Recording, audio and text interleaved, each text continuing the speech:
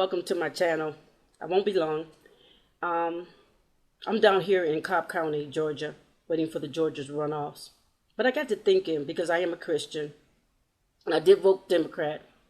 And congratulations, Joseph Biden, President-elect 46, President of the United States, Joseph Biden, and Kamala Harris. Oh, I'm so excited what God has done. A black woman. Oh, my God. Who would have thought? I would have never thought.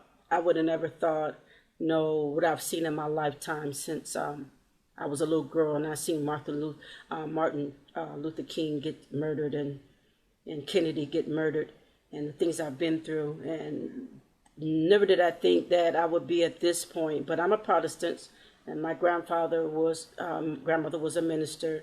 I still believe in the Bible. I'm a Christian. But I got to thinking about Evangelist Graham, and this message is to you, and I'm bringing it in love. Now, I did rebuke you in the other, because I think, we got to hold people accountable. We got to hold people, got to be accountability. Leadership is about accountability. And yes, but I'm not coming for differences in parties. I'm not coming for difference in religious backgrounds. I'm not coming for that. I'm coming for Evangelist Franklin Graham, for you as a leader over the evangelical church, because the people we know all over YouTube, they're mocking you, they're making fun of you, and so I think this is the time for you to come forward. You don't even got to say that, because God could have put Trump in office, but I'm not here for that. I'm here it's about humanity. When I found out and I'm a retired law enforcement officer, so I believe in the rule of law, but I also thought that they were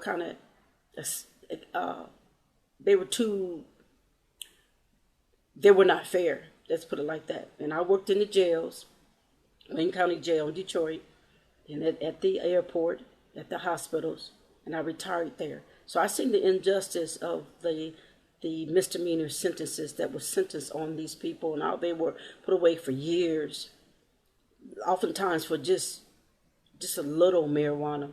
But I'm not here for that, because I remember I remember your father as a little girl. I remember Billy Graham. I remembered how he preached the cross and Jesus and him crucified. I remembered that. I remember even as my grandfather and grandmother were Protestant ministers. So I grew up in the Word, been in the church. I know God is my personal Savior. And I was kind of offended about what you said, and because you started off very good. Let me just say this, and I can get that later, because I do forgive you. That's why I'm making this message. But on January 22nd, 2018, Reverend Franklin Graham assails U.S. moral character, praises President Trump. Now, I'm not here to debate on your support for Trump, but you made a key point, really key sound points.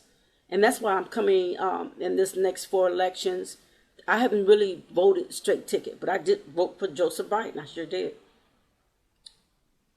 But I think when it says, you had said we should pray for all leaders, the Bible tells us that. And you had said that we need to pray for President Trump. But right now we need to continue to pray for him, but also pray for our 46th president-elect, Joseph Biden, and Kamala Harris.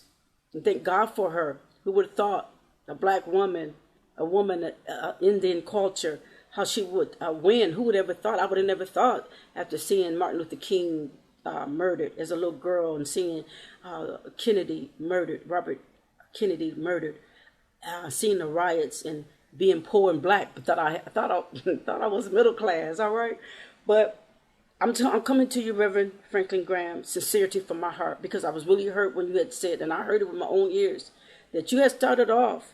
Let me start with the January 22nd, 2018. And you said we need to pray for Trump. You said at the beginning of his election, you said there was a moral problem on both sides. I just want to make me some few notes. You also said that we should focus on moving the country forward, and that we should think about the country as a whole, moving it forward. And I really believe for our national security, and I really believe God will be pleased with you as a leader, because the evangelical church, people are mocking you right now, making fun of you. I think you can really come back and say, you don't even have to admit that, hey, maybe God did put him in. All I know is that Joseph Biden is our 46th president. He will be elected into office in January 2021. I think this will be a great time for unity.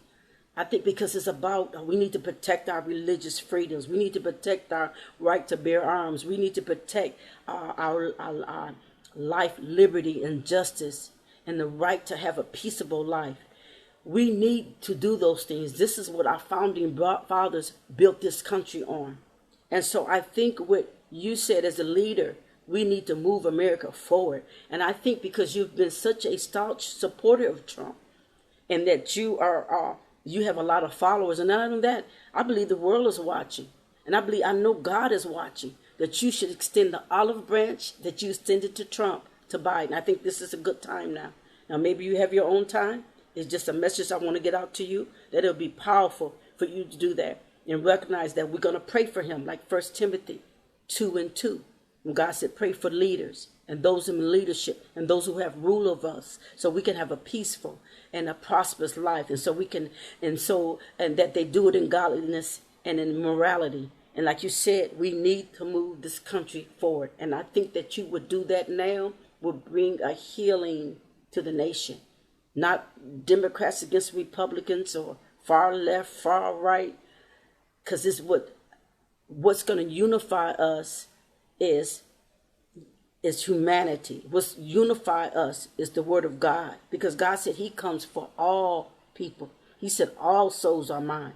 So he don't have no divisions. God is not a God that divides. So this is an opportunity as a leader, because the leader provides insight. A leader provides direction. You could be the moral compass to help be one of since you're a powerful leader in terms of the people that you have that look to you. They look to you for leadership. They're looking to you for guidance and vision. That's what a leader's supposed to do. They're supposed to shine the light and when it's dark times. The times are dark right now.